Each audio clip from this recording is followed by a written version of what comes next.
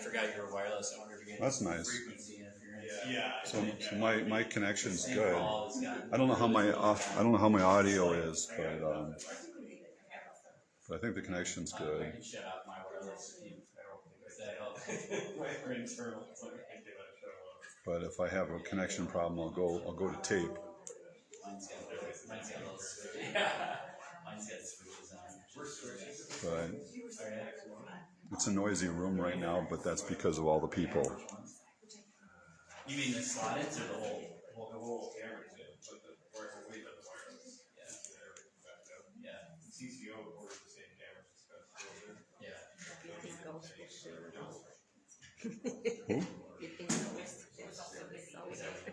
No, I'm not going to go. I'm going to cut it off.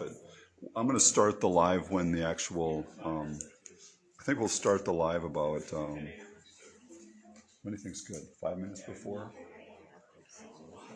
Maybe I'll just let it run. We're going to be doing there's going to be a press conference here at the governor's or at the Capitol, and it starts at 2:00. Senator Klobuchar and Governor Walz are going to be doing the press conference. I'm not sure who all else is going to be included. I'm not sure how long the press conference is going to run either, but we'll run live. Please point out if there's an issue with connection. I think my connection's good, and I'll have a couple of separate audios, so I can fix it if there's issues. Quite a few of the other regular media, like KARE 11, are here. Fox 9 is here. I'm not sure if they're going to run lives or not. But if we hear about the other people's names, we'll list them, so you might be able to find that on a feed as well.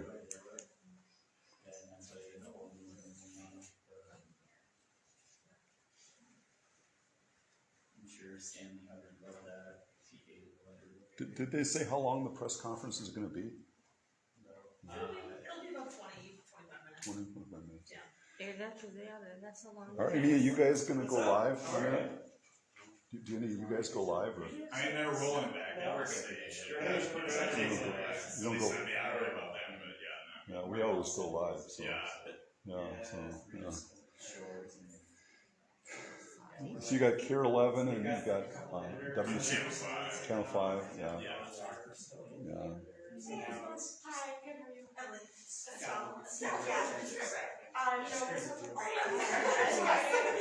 Todd with who? Oh, hi. Oh. You would know him. 'Cause you know her friend Todd, right? So I only work weekends. So if he doesn't work on weekends, I'm probably missing. You know, Todd has really helped her out a couple of times. Is he a photographer? Mostly, yeah. Studio, right? He's a photographer. Okay. Yeah. Oh, okay. Very cool guy.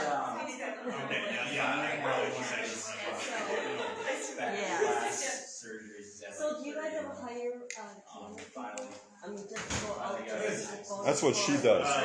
Photography. not freelance. As far as I know, I haven't really heard of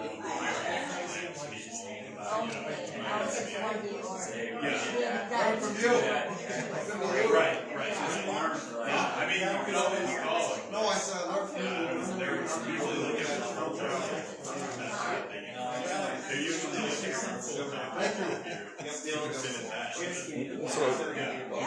Yeah. Channel 5. It's on live, so. You're getting picked up. Anyway, this is going to be exciting. So we're not planning on asking any questions, but the other people here are going to ask some questions.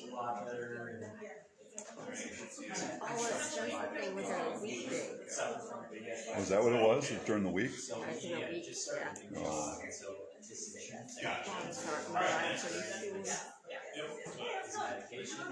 I'm not sure what questions I'd ask them. I really don't think that there's a lot of Because basically, this whole thing doesn't impact Minnesota that much. It's not going to change things in Minnesota that much. I really wish I would have got. I was really looking forward to Keith Ellison's press conference. That didn't happen because Keith would have been I should bring my camera. your regular. It's in my car. You didn't bring a camera. It's in my car. Yeah. It's almost like old value. Yeah. Okay.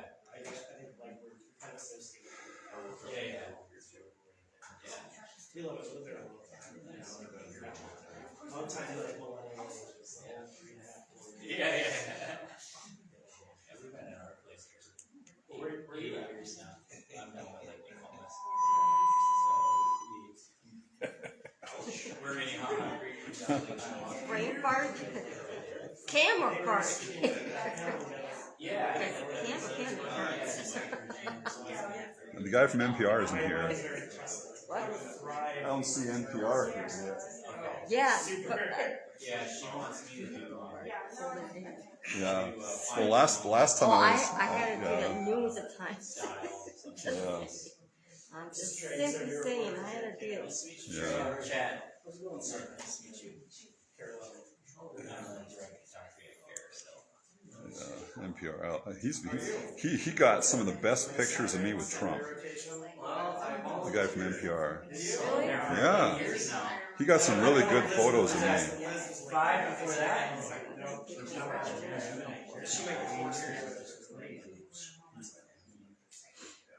Yeah, it's nice when people get stuff like that.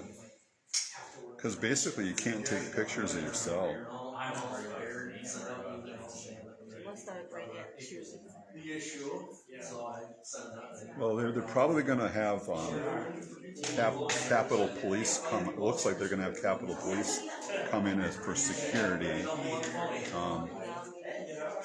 So.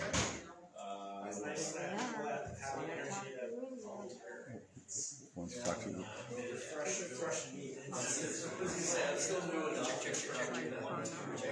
Oh yeah.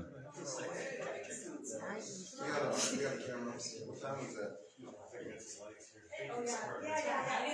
Well, a couple of things today, people. you're gonna veto everything. He's the governor now. Nice. That is it. I just kind of shoot up with everything. So anyway, it's not going to start until 2 o'clock, but I'll keep the live going. I had a white balance. That's a pretty gray white balance.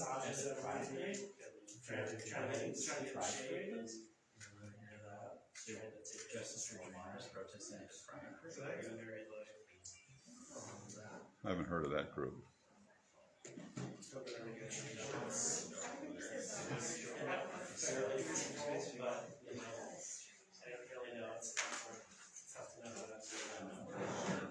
Oh, they. Come on. I didn't know. I swear, you didn't know, know? I didn't plan on having a professional shirt on today. I shouldn't be wearing this either. I think it's okay. Nobody's gonna care. Necklace now. Well, I'll put it on the inside. It's not so bad. So see it. Well, it's not so. Nobody's gonna complain about my necklace. I shouldn't be wearing unprofessional. Are you in a Mardi Gras thing or what? What did you do for that necklace? They don't care. Nobody's a fashion. Cat had to go. Well, Cat had to go. Channel 9, he's dressed up pretty good. Yes. You're dressed up pretty good. Yeah.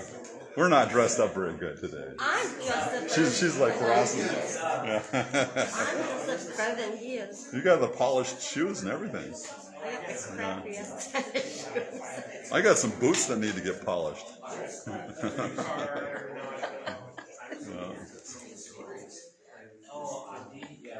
He's been in the team for a year. Yeah, he's been great. Shoes hard at work. Tony for the shoes. Well, what was that, that event that I got in trouble for wearing a political shirt? It was at Bangladesh or something? Or no, India? no, not It was some kind of ethnic Thai. Thai. Yeah. Well, they had the Dalai Lama. Or it wasn't Dalai Lama. It was the Shaolin, the head Shaolin guy there. That's why we didn't, that's why I wasn't there. They kind of predicted it. It's not going. No. Okay. I was off yesterday. Is it working? I don't mind. I was happy to sit down. Try going just to your phone. We're going to your regular. Which rally did you guys go to? It's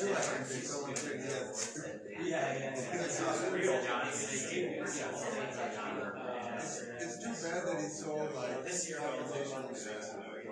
I just wish people just. There you go. You got a connection. Which rallies did you guys go to yesterday? I didn't go to one. Oh, you had the day off? This is Babs?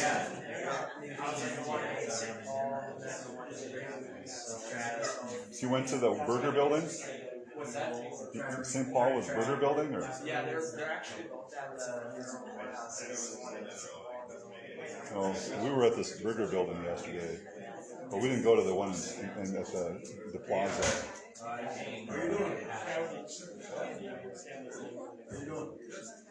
conditioning now. Yeah, you. Well, it gets hot in here if you don't turn it down. They make it super cold. All your colleagues are joining us. Who is it? Sam, Skinner, Goodyear. Who else? Am I missing anybody? Huh? Melissa. Oh, yeah. That was a long time ago.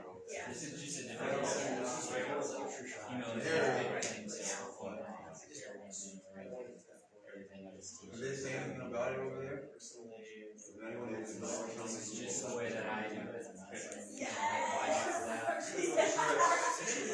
I'm sure that.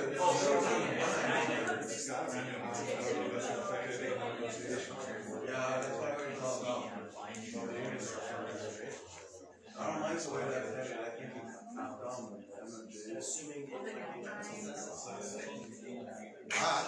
It's just comfortable. Yeah.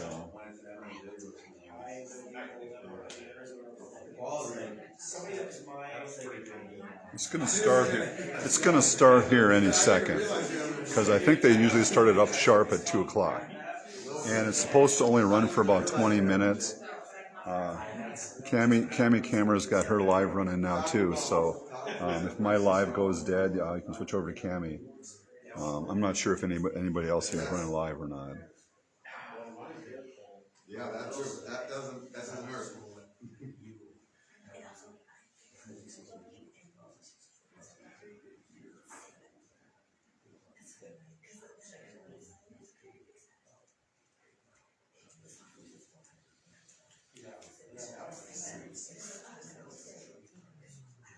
I got my logo facing the wrong way.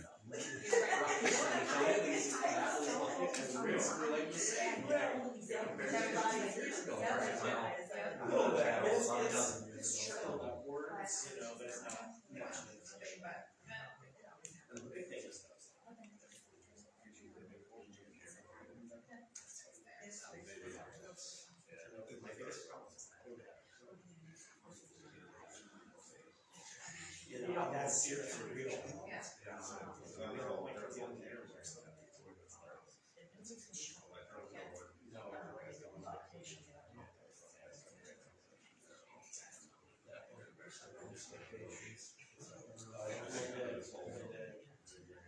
So you're still down in the name? Where's oh, Roch.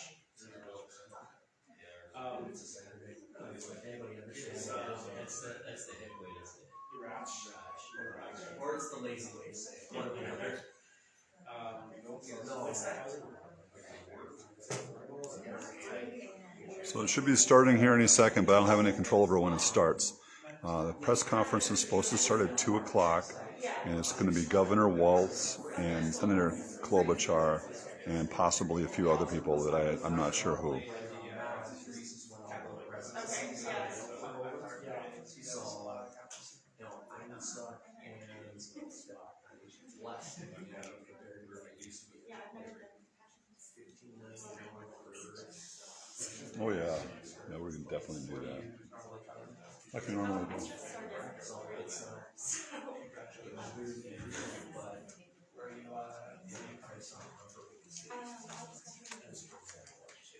well, hopefully things like that will have interest rates are lower than they hasn't been it's kind of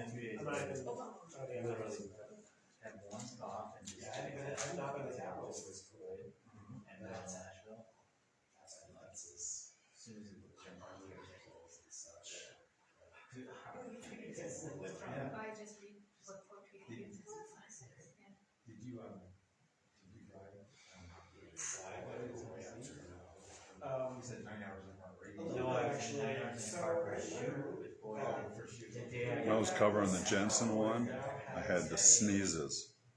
And I really wanted to sneeze really, really, really bad. That really sucked. That was horrible. I just had this urge to sneeze. And it's like, you're not supposed to sneeze. I don't know what it was.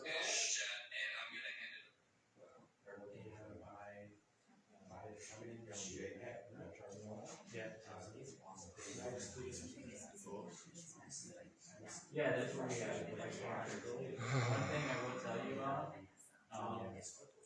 be mindful of, actually, I should have told you, if I would have known that, I would have told John when I saw him today, is that if you lose power at your home, it's usually both guys' cars, they have not fixed the firmware.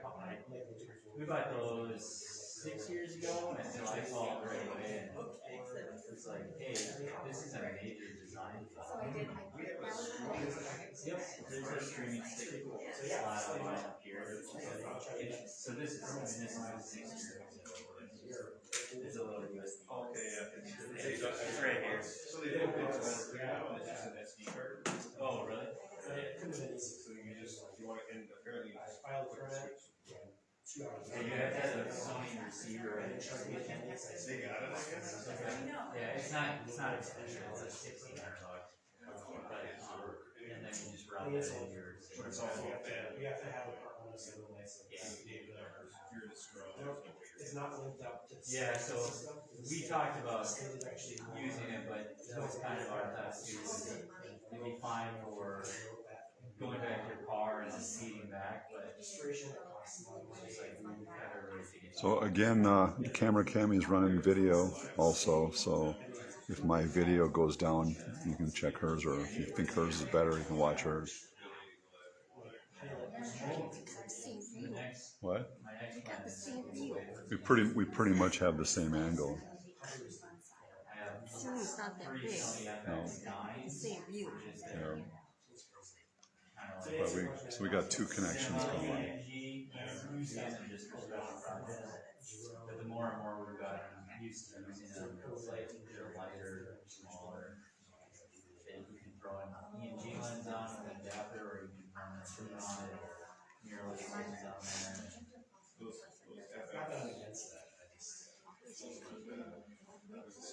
He's more than likely to come in that way. That's where the security usually. That's where the cops were. They were checking the room a second ago. Well, Yeah, so like the FX6. But I don't know. He could come in that way. FX3, which is more like a black one. Yeah, I haven't used FX3. It was the Capitol Security that were here a little bit. Like my FX9, dude, the autofocus I is so good. I can be shooting at 2.8 and have somebody walk right at me and fall on the way. We had somebody, We're told the speakers are on their way out. Yes, they're on their way down from the governor's office. They're coming in this way almost for sure. Yep. Most likely. I think so. You can assign faces if you're in a group too. Like, you have to actually do the much better. You can assign a face. How'd you find out about that? They told you? It Or? doesn't search for another I face. just got a text It'll from just them. stay where it was, and then as soon as they come back in. They're saying that the speakers are on their way down from the governor's office, which isn't very far away. So they might be here any second. But it doesn't work because the is on there, so that's where. Well, we'll just keep running live until it happens, and then we can, if we need to, we can maybe cut it down.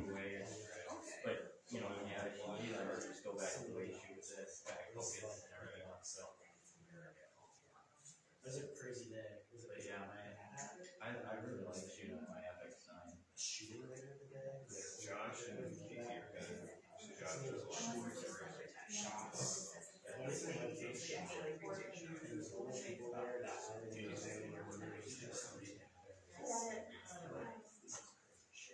You know what? It wasn't even hard, you know? So it's sitting in BS and everybody.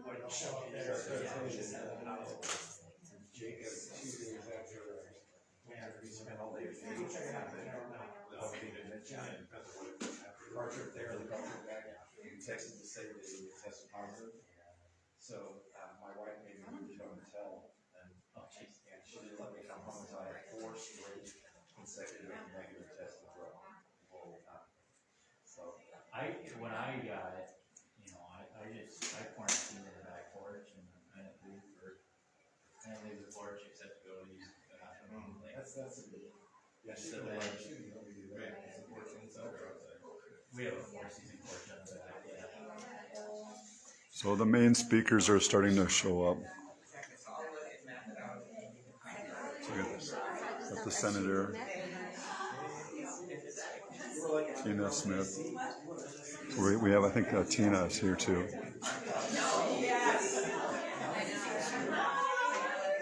Governor Waltz.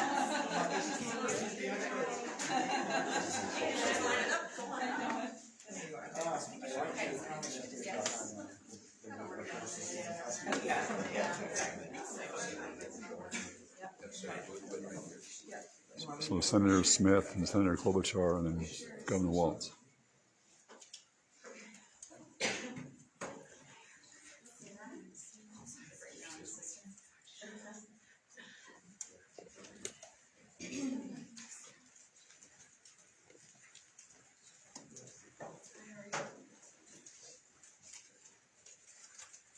Hello, everybody. Thank you for being here this afternoon. I'm Sarah Stace. I'm the president and CEO of Planned Parenthood North Central States. Our affiliate covers Minnesota, North Dakota, South Dakota, Iowa, and Nebraska. And also, of course, Minnesota is contiguous, as you know, with Wisconsin, where abortion is no longer available. After yesterday's decision, abortion is now only available in Iowa, Nebraska, and Minnesota. Most states, more states around us in our country are expected to ban abortion soon now that Roe is overturned. Yesterday's Supreme Court decision is devastating for the health and well-being of women and families all across our country. The damage that will be done is so vast that it is hard to describe the words, to find the words to describe what it means, both in an actual physical sense as well as morally. People will be hurt. They will die. Children will lose their mothers. Maternal mortality rates will skyrocket in places where abortion is not available. And we already have in our country maternal mortality rates that disgrace our nation in front of the whole world. In the meantime, I want to be crystal clear. In Minnesota, thanks to strong leadership by elected officials and the financial support of thousands of donors in our state, our doors are open, and Planned Parenthood is committed to continuing to provide abortion care along with many other essential sexual and reproductive health care services. We've been preparing for months to be able to best serve the influx of patients from across our region. But even with our best efforts, it's possible that we and others in Haven states will not be able to keep up with demand, and that's because so many clinics in our country are now closing. We expect that before long, 26 states will no longer allow us to save women's lives, and there just aren't enough other clinics and staff to immediately meet this great human need. Over time, our systems will adjust our capacity, and we're doing our very best now to hire as many staff as we possibly can. But the United States Supreme Court brought a sledgehammer down on women's bodily autonomy, freedom, and health. And now it's up to us to respond in the way we know to be moral and just. And so, I want to thank Senator Smith for her service as an executive and board leader with Planned Parenthood, and for her recent introduction of the Protecting Access to Medication Abortion Act. And I want to particularly thank Senator Klobuchar for her work on the Judiciary Committee. Although we did not have the votes to prevent the cynical confirmation of the 3 justices appointed by our former president, Senator Klobuchar shone a bright spotlight on their characters so that there was no mistaking who the Republicans were putting on the bench. And I want to thank Governor Walz and Lieutenant Governor Flanagan for their relentless pursuit of health equity, justice, and freedom for all of us, specifically including abortion and also all other health care, including birth control. And I know that Health Commissioner Jan Malcolm is here with us today too, and I want to particularly thank her as well. The Supreme Court decision puts power back in the states. So what does that do exactly? Well, it's the legislators and the governors. Governors like Reynolds in Iowa and Noem in South Dakota now have more power over women's bodies than we do. They have control over our reproductive health. So we must act now. We need legislation as soon as possible that protects the right to abortion in states.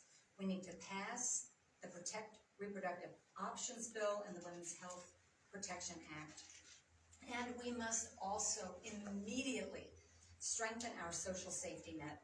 The same politicians who are intent on stripping away our abortion rights have for too long gotten away with turning their back on providing affordable health care, daycare, paid family leave, birth control, any manner of supports that families in this country need. From this moment on, their moral hypocrisy just will not be tolerated. And in November, as a result of the United States Supreme Court action, voters will bring their own sledgehammer to this election. Thank you, and I'm now very, very pleased to introduce the senior senator from Minnesota, Amy Klobuchar. Thank you, sir. Thank you so much, Sarah. Thank you for your leadership. It couldn't ever be more important, and especially not just in Minnesota, but Sarah nationally knows a lot about what's going on in the Midwest. And I think that people now see, for those of us, Tina and myself, who have been warning about this for a long time, this is no longer a drill. It is really happening. And we are in a situation right now where my daughter has less rights than I had growing up, or even her grandma. So that's what's happening right now. And we're here to say that we are grateful for the governor and for Gwen and for the lieutenant governor as well as for our health commissioner, Malcolm, because this is a time when we need people who are stalwarts for women's health. I have a cold, I'm not starting to cry. With that, I think that Sarah explained it well. The court went against 50 years of precedent on a woman's right to make her own healthcare decisions. And I think this all comes down to one fundamental question. Who are we going to allow to make these decisions? Is it going to be a woman? Do we trust a woman and her doctor to make the decision about her health? Or do we want politicians or the government or Ted Cruz to make that decision? That is the fundamental question before the voters in the fall and before the people of our state. The other thing about this that I can't stand is that it creates a patchwork of laws, as Sarah just described, across this country.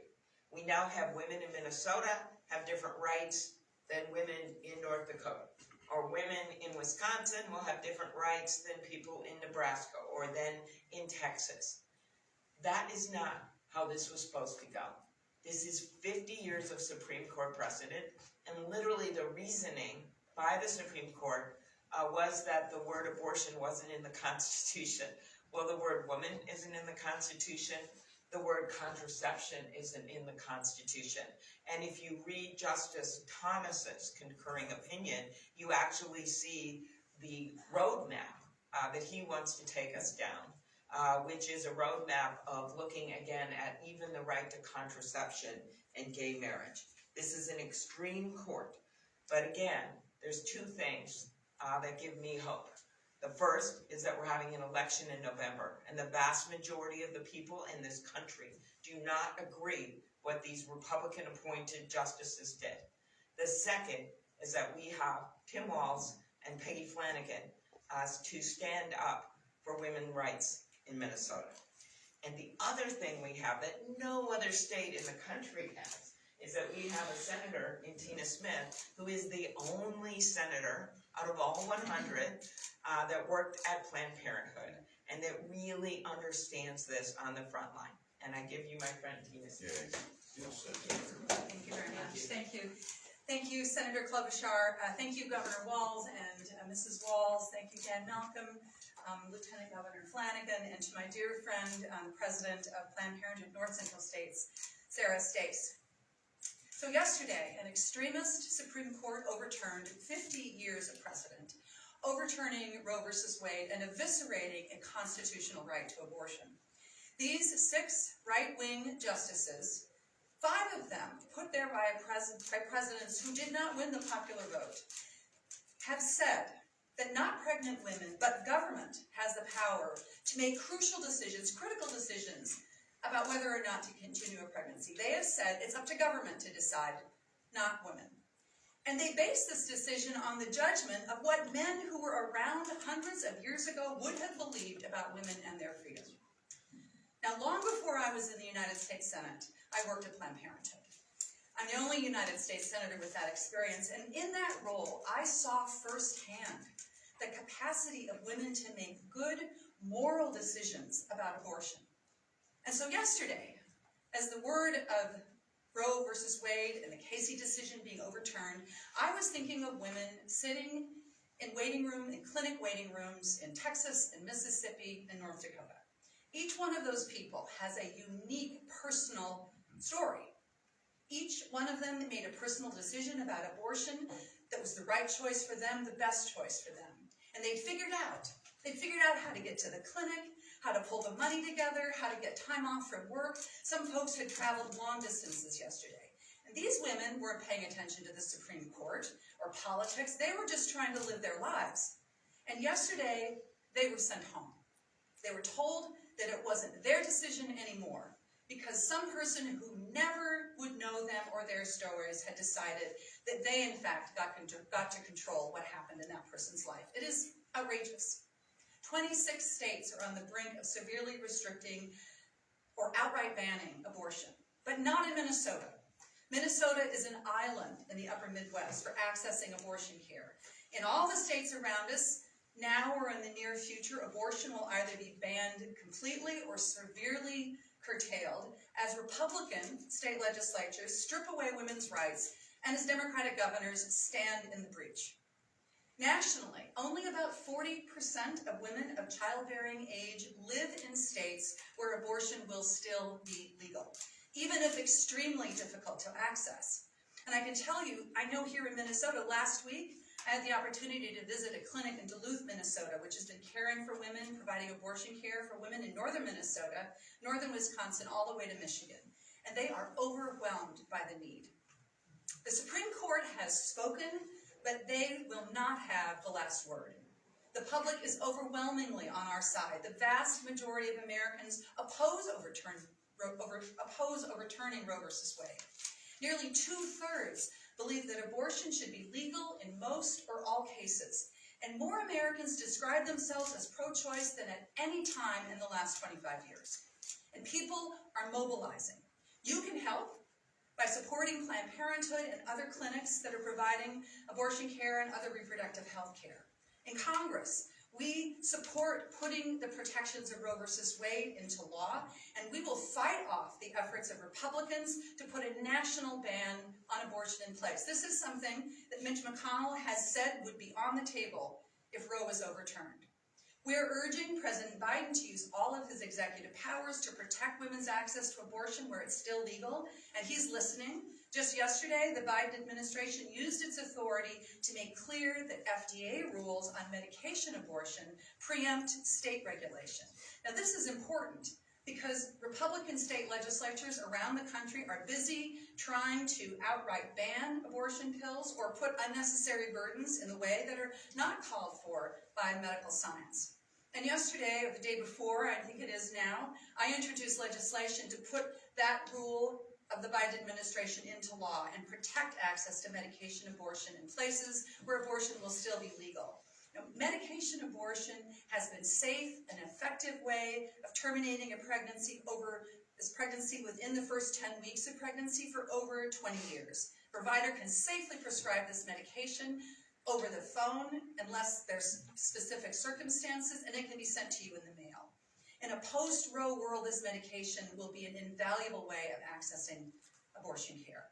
And here to Minnesota, with Governor Walz and Lieutenant Governor Flanagan, they have made it clear that they will protect the rights of all women to have access to legal abortion care here in Minnesota. This is a crucial act of leadership in this moment, and we are so grateful to them. Now, some will say that this decision overturning Roe versus Wade won't affect Minnesota, that Minnesota's constitution, because of the Gomez decision, will protect privacy and access to abortion. I disagree with that idea that it doesn't affect people here in Minnesota. It affects all of us.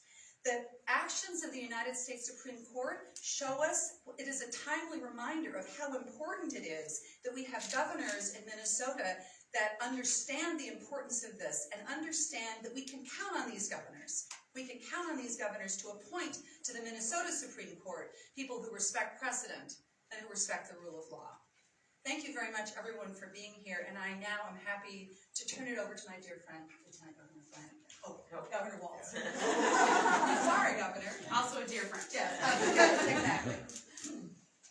Well, good afternoon. I think for many, the last 24 hours have been reflective, tumultuous, stealing ourselves for a day that many of us suspected could come, but we hope never would. I would have to say, standing here with an incredible group of accomplished, innovative, talented women, I'm so happy that in 2022, this feels entirely normal to my daughter.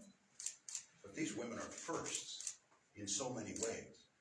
First statewide elected, first Indigenous woman, first sort of 3 governors in this, just so many firsts of the talents that are here, first Planned Parenthood,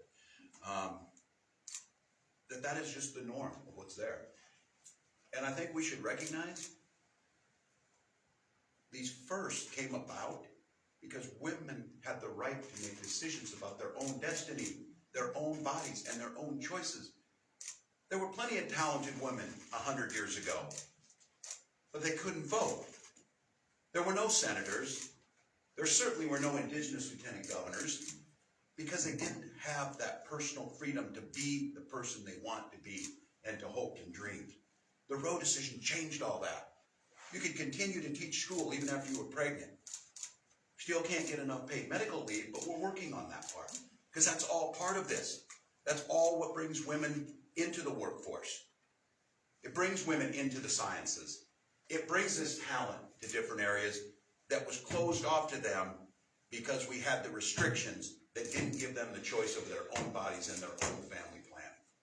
And I think today, just a couple hours ago, Gwen and I got on the phone with our daughter as she called. She's up in the mountains in Montana with a bunch of young women at camp, and she's their counselor, and they're hearing this news, and she's calling asking what this means.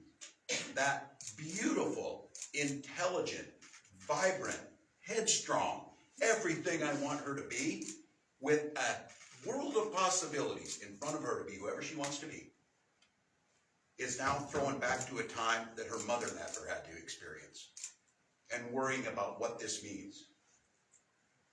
Imagining that a rapist has more rights than she does is absolutely an abomination. And I just want to say to all of those women, those parents, to all Minnesotans, to know, not on our watch in Minnesota, not with this team that's here, not with the people who care so deeply to make sure that those hopes and dreams are available, that this talent and these choices and the personal freedom that needs to be made. And I want to send a strong message to those providers here in Minnesota. We're grateful for you. We're grateful for the work that so many of you have done for so long. We're grateful for the folks who kept the stories alive to know that that decision yesterday didn't do a damn thing to prevent abortions. All it did was make them more dangerous and less accessible, especially to the people who need it. So don't be all self-righteous that you did something on this. These providers know what this carnage looks like. Sarah had it exactly right, of what will happen and what will continue to happen. So I want to make sure here in Minnesota, we made the move this morning to use our executive orders on Executive Order 2216. And I want to speak especially to those that are seeking reproductive care, abortion care, and to those providers. This executive order requires state agencies to work together to find opportunities to protect Minnesotans providing or seeking abortions. We get some specifics. Commissioner Malcolm can help understand what that looked like in the health department and other things. To the maximum extent of the law, it prohibits state agencies from using any resources to help in any investigation that would impose sanctions for providing or attempting to get reproductive health care services that are legal in Minnesota. And an absolutely dystopian thing that has to be stated is, it states that we will use all legal authority of this office to decline to extradite people who are charged under other states' laws that criminalize providing, seeking, or obtaining reproductive health care services. You've got a family member in Texas who calls and asks what you can do to help them. That phone call subjects you to Texas felony laws for aiding and abetting someone to make their own personal health care decision. And I hope we don't get into the debate over there's some gray areas here, whatever.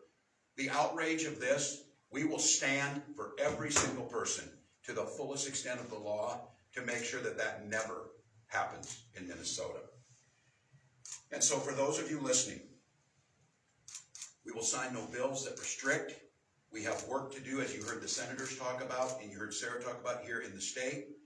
We need to rededicate ourselves to making sure that we strengthen all of those protections.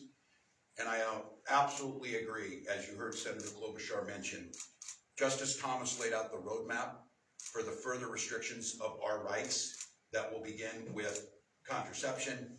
They will restrict our right to marry who we choose to love. And I don't think it takes a whole lot of imagination. Whatever they decide to continue on is what they will do.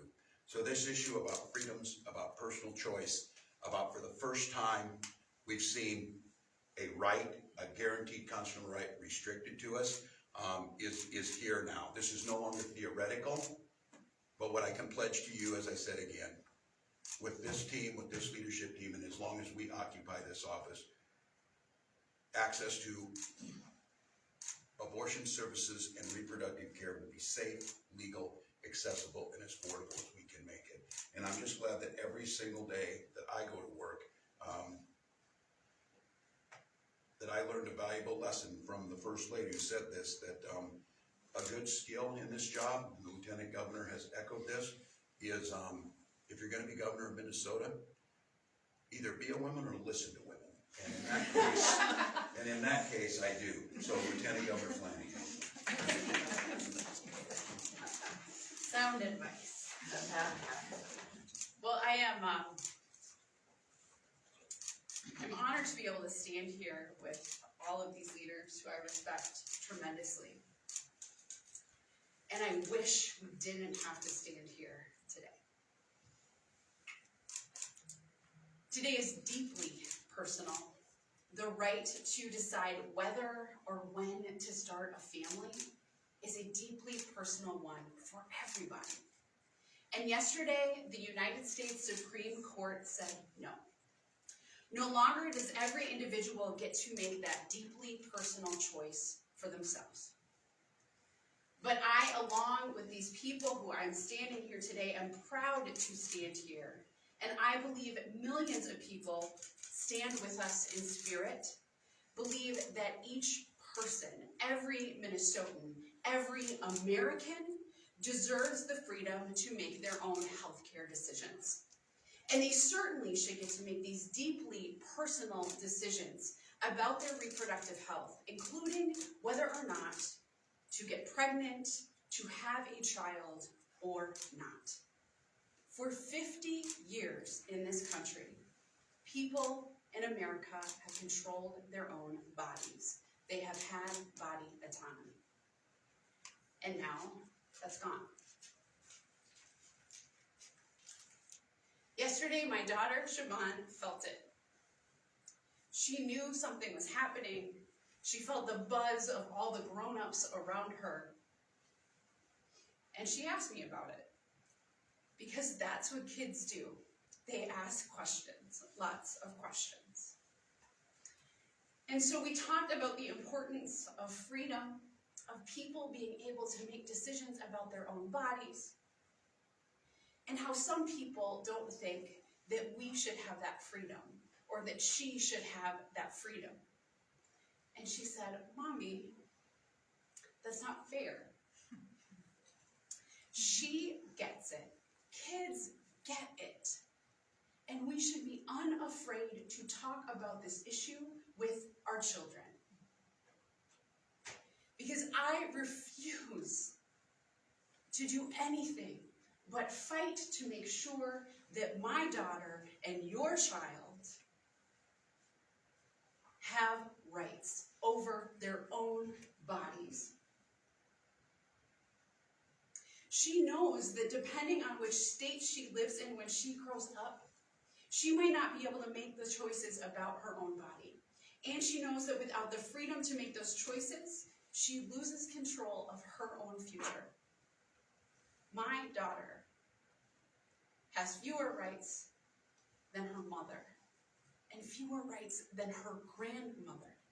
It is unacceptable. So I'm here to say no, not in Minnesota and not on our watch. Here in Minnesota, we believe that people have the right to make their own decisions about their own bodies, and we know what is on the line here. Reproductive freedom, the right to an abortion, the right to birth control pills, to IUDs, to safe and affordable healthcare matters. Our freedom to marry the person that we love matters. Our bodily autonomy, our body sovereignty matters. Our freedom, our existence matters. And the reality, and I want to be really clear about this today, the reality that Black, Native, immigrant, and low-income people are going to be hurt the most by this decision matters. And we know that is not by accident, that is by design. That is what is on the line, and that is what we are fighting for every day. Protecting these rights in law through executive action matters. So while the governor and I are in this office, We will protect that right for you to choose for yourself whether or not to become a parent. And we will fight every day to stop those attempts to roll back those rights. We will support measures like those my partners in this fight discussed here today that will solidify these rights into law and make sure that future generations of Minnesotans can depend on the same reproductive freedoms that I've relied on my entire lifetime. And that I hope my daughter and your daughter and our children can rely on too. Thank you. Thank you very much. I think we're able to take a few questions if anyone has any, or anybody. When it comes to the medical abortions, are you, by law, you can't send that over across state lines, correct? That's correct. We can't send medication to states where abortion is banned. That's correct. Can you, if somebody comes here and checks into a hotel, can you send it to the hotel's address? Is that an option? Well, if they take the medication in Minnesota, that is legal. It is not legal for us to give medication to somebody and have that person leave the state. Because to take that medication in another state, for example, today in South Dakota, if someone came from Minnesota with the medication and took it, that would be performing an illegal abortion. So we will not do that. Senator Klobuchar, I have a question for you. Earlier today, Joe Manchin and Susan Collins said they were misled by two of the Supreme Court justices during those hearings. Do you feel like those justices were misleading about their stance on Roe v. Wade? And do you feel like it's fair to say that someone could be misled by what they said during those hearings? Well, I wasn't in their individual people, senators like Tina and I do. We have individual meetings with the justices. So do you feel if I could ignore it. Yeah. I had one with soon-to-be Justice Jackson, for instance, and you ask them all kinds of questions. And I'm sure they asked them, and it appears that they had a discussion directly about this issue. So I wasn't privy to that, and neither of them are on the Judiciary Committee. What I was privy to was the answers. I asked Amy Coney Barrett about this, and she actually did say that she didn't consider Roe super precedent. That the other two, and I don't have those exact words, but I've looked back through the transcripts, they said things that would lead you to think that they would uphold these cases. And so it's very troubling, and my guess is they were more direct to them. But the point is, I didn't vote for these justices because I could see how incredibly extreme they were in a whole host of issues, including antitrust. I know you want to hear about that today, but on a whole bunch of issues, they were very extreme. And so it wasn't really a hard call for me and many of my colleagues. And I'll note that Lisa Murkowski actually voted against Justice Kavanaugh. So there were people who were on to some of what was going on. But the point is now, rather than go back over that, for me, I am much more interested in what we're going to do going forward. And you have in front of you this impenetrable line of people that are going to stand up for women's rights and for reproductive rights in our state. And then you have November, which is the moment at which we could literally protect Roe v. Wade and codify it into law if the people vote who actually agree with us, which is many polls show 75% of Americans. Commissioner Malcolm, is in the current reporting that goes on, the Department of Health reports the numbers of abortions performed in Minnesota. Do you track by state? Does it say which state the recipients of this medical care were from? Or is it just the fact that it happened and how many other abortions they've had? What is reported, I guess? Correct. Our job at the Department of Health is just to report on the procedures that are performed. I think it's notable that we have seen record lows in the number of abortions performed in Minnesota. We're proud of our low teen pregnancy rates. Much work to do on health inequities there as in other areas, but I think this just underscores again the importance of reducing the rate of abortions the right way by making sure that people have education, and access to reproductive health services and contraception. So thank you for giving me a chance to say that. In terms of the report, it's really just the factual report of the number of procedures. And we work very hard to protect the patient privacy, so would not be revealing other details.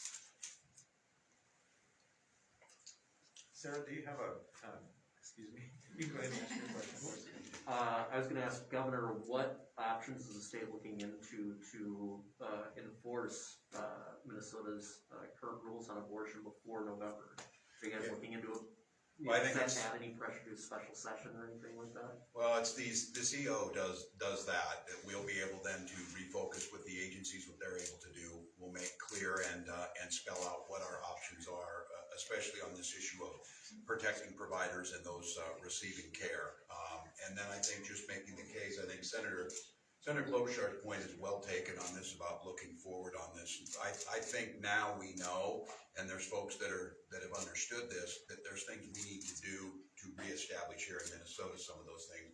We know that, as Senator Smith said, there is a constitutional right. You're exactly right. Governors appoint justices, and they interpret what the Minnesota Constitution says. So I think for us, it's focusing on the existing state law to enforce that to the best of our ability on all fronts.